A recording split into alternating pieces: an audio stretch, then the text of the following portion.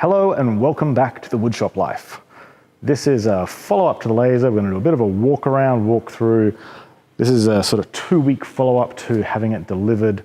You can see on our channel the other videos I've got of it, which are installing the fume extraction, adding solenoid, and some other videos.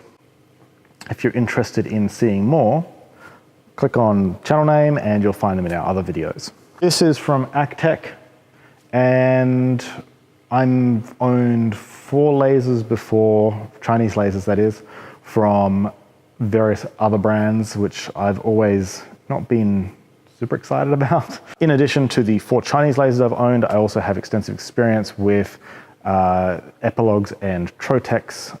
I've used the Trotex Speedy 300s and 400s, as well as their Fiber Flex series up to 500, the Speedy 500 size, the Epilogue Helix, and the mid-size one, Legend, that's the one, the Epilogue Legend. So I've done quite a bit of work with lasers. This is custom built to my specifications. I've specified every last detail of these, from the rails to the laser tubes and power supplies.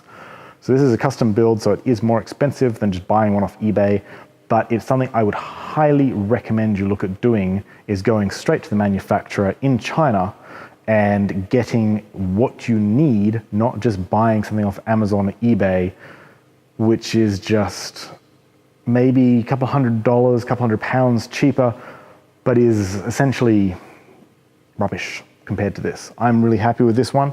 I think this has got some exceptional additions to it, and I'm going to take you through those. Firstly, one of our options which I had on this is the honeycomb bed.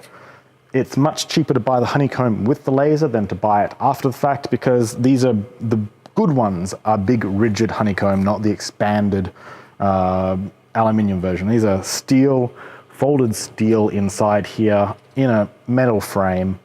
I have 3 honeycomb beds because you're going to get them dirty. I've got one for wood, one for acrylic, and one for clean stuff. So wood is going to leave a lot of residue of the resin. Acrylic is going to leave a lot of residual acrylic, and I've actually seen honeycombs completely packed full of acrylic resin, which is fine if you're just cutting acrylic, but if you then go and cut something else, it gets really messy. These are quite heavy, so you really can't get these shipped economically after the fact. So underneath the honeycomb bed, we have a knife bed. I ordered extra knife slats with mine, just 5 extra, because the ends of these sometimes look like they've been cut with a butter knife.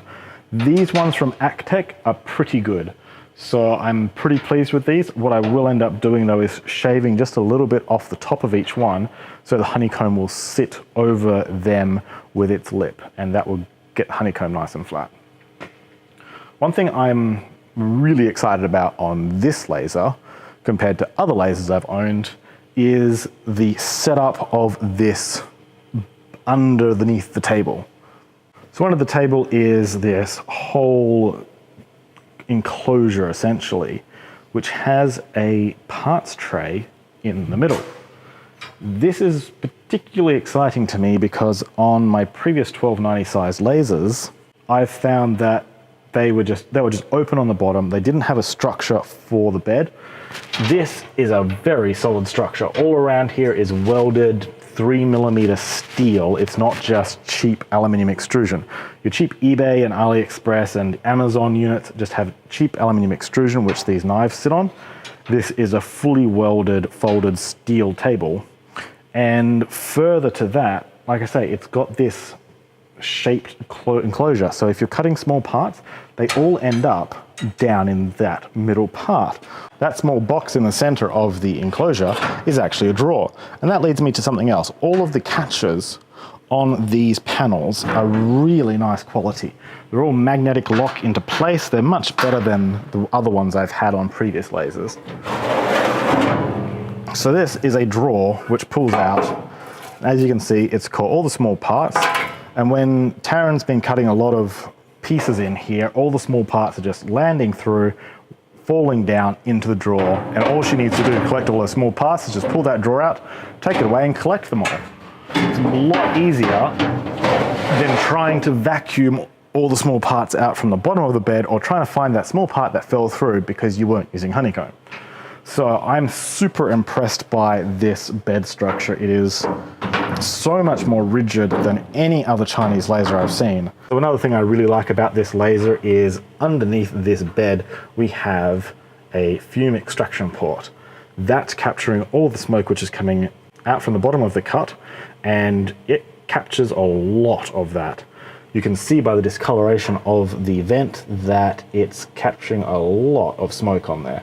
You also have a separate connection to the port back here, which covers the overdraft. So there's a gap at the front of the laser, air flows over the top, some goes down to the bottom port, some goes over the top, and that just helps clear the surface of any smoke, especially when you're engraving. One thing I'm not thrilled with is that the laser is using inductive proc sensors on just very cheap sheet metal bent pieces for homing.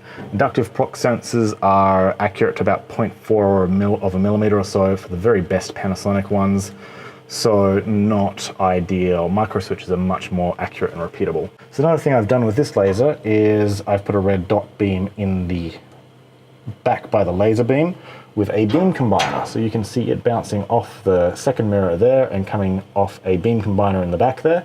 That's a feature which typically you won't see on a Chinese laser, but it only costs $50 to add.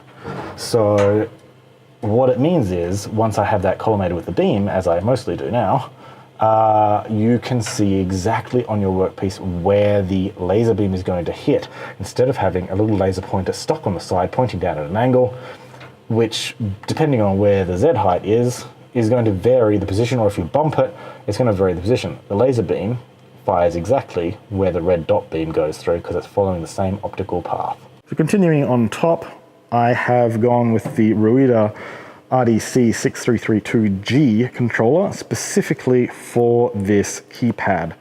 The cheaper Ruida controllers, the 320C has just a graphics LCD, which is just basically dot matrix. It can't show you the cut, it can't show you details on there. And then the next model up has the 6442G, has basically the same structure as this, but no keypad.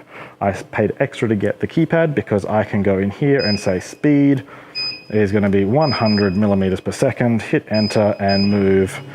And that's really good if you're trying to position something accurately. I can jump back and go speed 20 millimeters a second, and then move the laser very slowly. It also allows me to much more easily select files from the USB, do network configuration, all the stuff you can do through laser work other than setting up the job itself can be done through this control panel. Coming around to the side of the machine, we have a main breaker here, which is a proper breaker. So if the machine goes a bit nuts, it's going to break there before it hits your main circuit board breakers on your power supply. We've got Ethernet broken out, and we've got USB.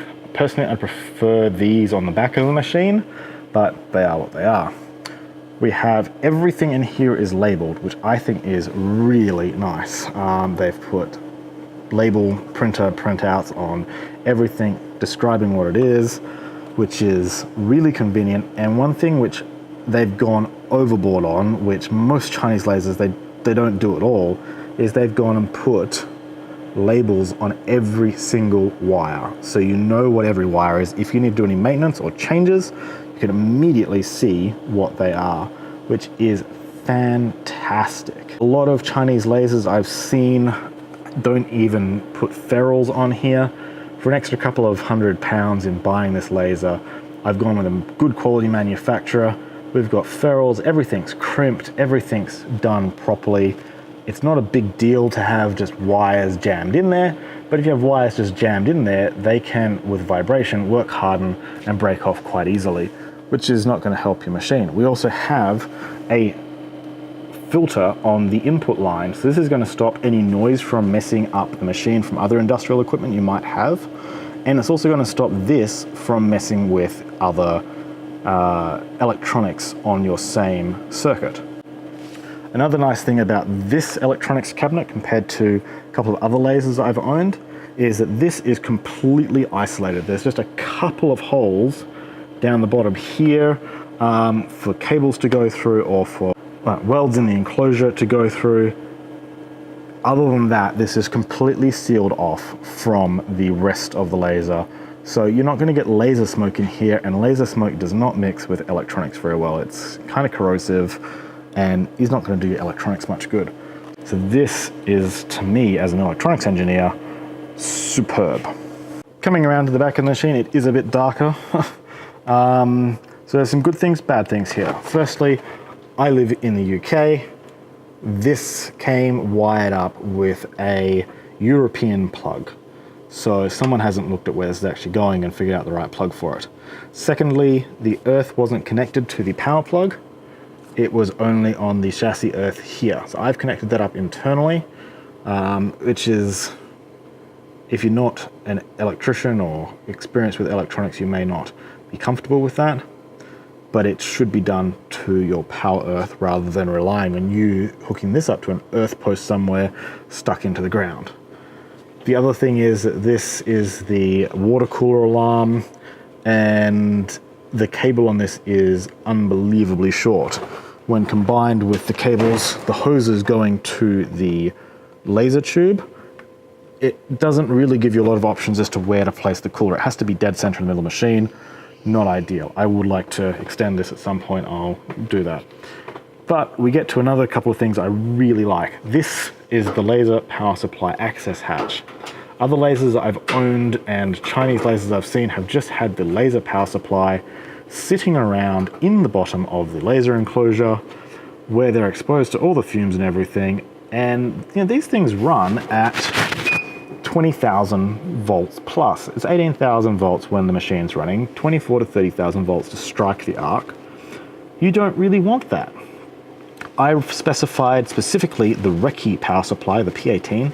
As far as I'm aware, there are no clones of this on the market. Normally you get the JNDMY power supplies, which are so cheap and they are terrible. This will take anywhere from 80 to 250 volts in and is much more solidly built. You mean, look at the size of this thing compared to the cheap Chinese ones, which are about half the size of this for the same wattage. These are really well built and they've handled a lot of crap. Whereas before I've had power supplies that have just blown randomly all the time. I went through 3 cheap Chinese power supplies before I went just exclusively to Recce power supplies. You also have a beautiful readout here, which is upside down at the moment, but it shows my input voltage, 234 volts, 235 volts AC in, input control voltage, output amperage, so no little dinky analog gauge. It's showing you what the power supply thinks it's outputting at all times, and it's also showing the voltage you're outputting at all times, which means you can get this thing set so that 100% power on your laser controller is 100% power on your laser tube, which is important because if your laser tube, if it's set to high in voltage, you will end its life early. You can also see things like ambient temperature, ambient humidity, and the amount of hours of work time that this laser has had. And then it goes on to some stuff about the fact that Recce is the most amazing manufacturer of glass tubes in China. So we also have our laser fan mouth. This is our port for getting the hose in. As I've mentioned in the laser venting video, this is really nicely done. It's not attached to the laser directly. It goes in and directly to the 2 ports.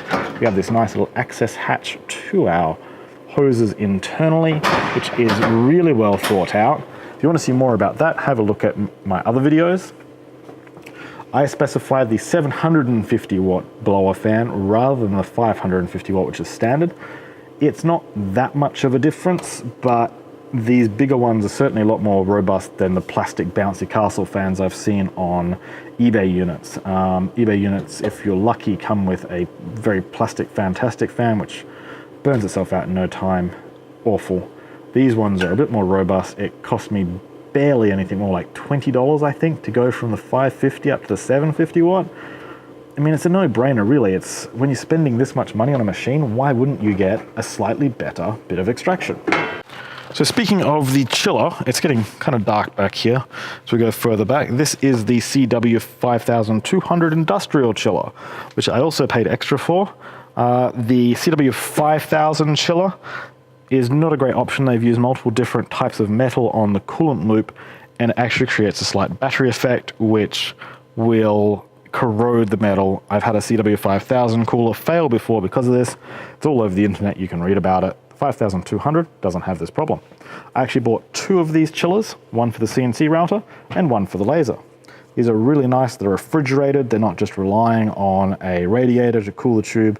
With the tube as powerful as I have, you must have a refrigerated chiller. But even on the like 40 watts, 50 watt, 60 watt tubes, I'd still recommend a refrigerated chiller. It makes a huge difference when your laser tube is running at a consistent temperature. The power output is nice and even, and the lifespan is greatly enhanced. Up top, we've got just an old laptop, which I'm using to run the laser software. It sits on top. I don't care if it's in here all the time, just sitting on there. It's about 10 years old now, so it is what it is. Pretty standard cover for the laser tube. Again, everything has these really nice latches, which I love so much. Let's have a look at the tube inside. So this is the meat of the laser engraver. This is the laser tube itself. They're big, they're expensive. I bought a spare one because they cost more than their actual value to ship in the future than they do to buy with the laser. I'm not thinking of it as a replacement for this one. When this one blows, this is a genuine Recce tube, which is rated 10,000 hours. I'm probably gonna replace this laser with probably a Trotec or something before I get to that sort of hour rating. But I have some other projects in mind. So this tube has a laser measurement graph on it. So this is from the factory. It's certified by some university in China. They do an actual wattage test to prove that it is 150 watts output maximum. The peak power is 150 watts. The agreed power is 130 watts, which means that this Recce W6 is really a 130 watt tube at normal output. You don't need to derate this. With really cheap tubes, you have to derate them 80% or so. It's already done for you, which is super nice. We've got a nice big silicon cap here over the high voltage input to really help keep down any safety issues.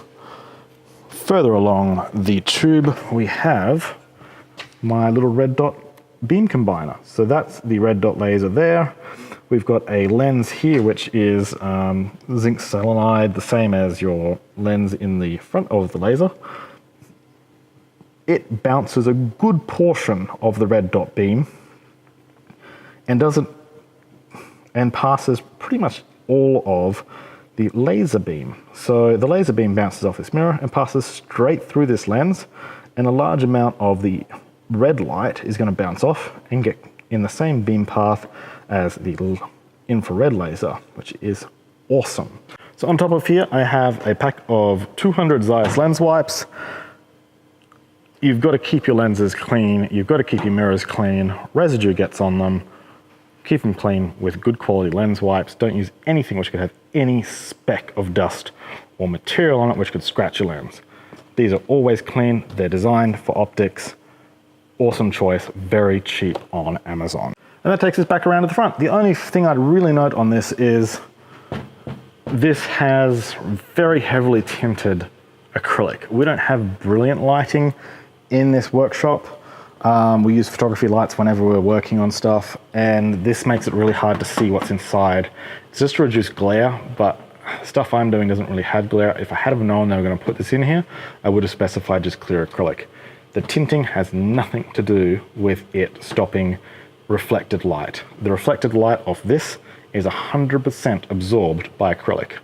Even if you put 1/10 of a millimeter of acrylic on here, you'd be 100% protected from reflected light.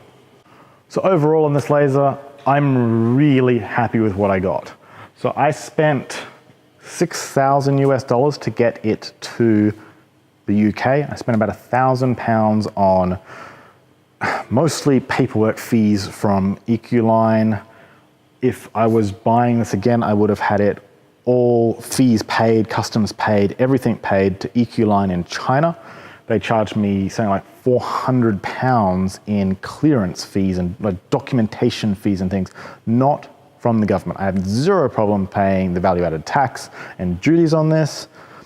That's expected, that's normal, I'm not trying to avoid that. However, £350 for like a documentation fee, which is basically just EQ line saying, hey, we got it, to the government, and calculating your duties for you. I had to tell them the HS code, I had to tell them everything.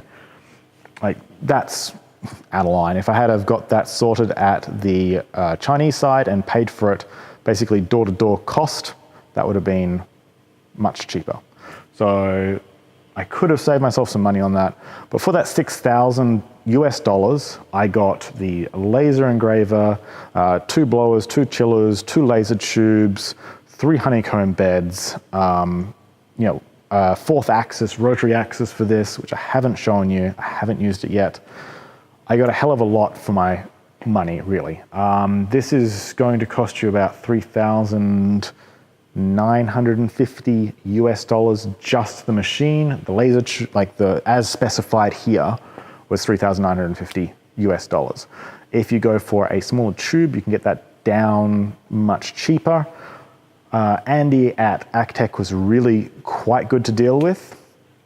However, if you're interested in purchasing a Chinese laser, you can email laser@mythicrafts.com. We're going to set that up as a email which you can send us questions to. We get nothing out of it, but I'm going to help you through the process dealing with Chinese laser companies, making sure you get the specification you need, the power you need or don't need, because if you're doing a lot of engraving, you do not want a 150 watt tube like I have.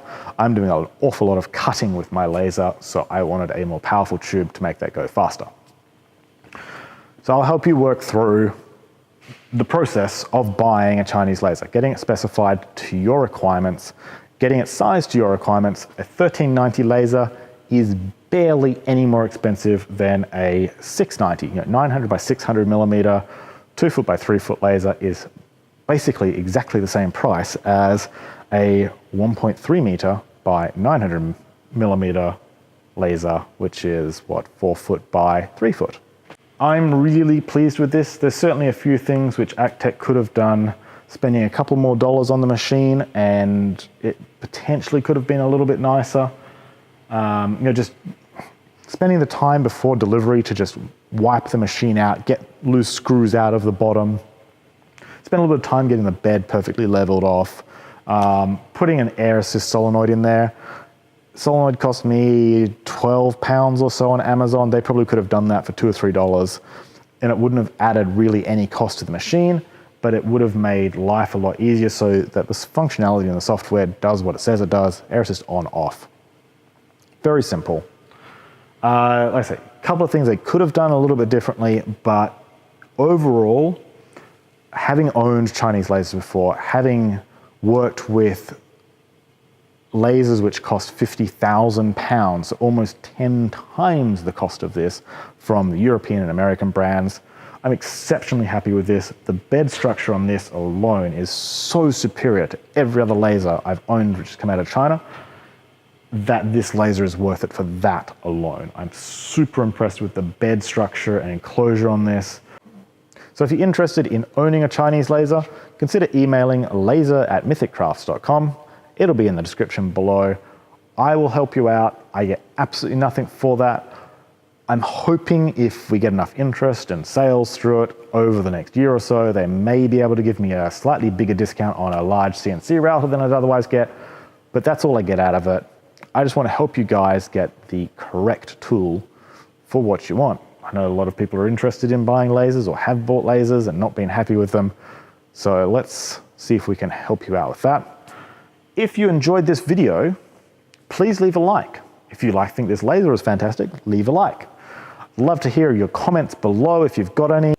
If you would like to have a look at some of the other videos, see if this is a channel which you think might be interesting. We've got lasers, woodworking, CNC stuff, all sorts of projects. Would love to have you along for the journey. Please hit subscribe. We're uploading fairly regularly. Thank you very much for watching and have a fantastic day.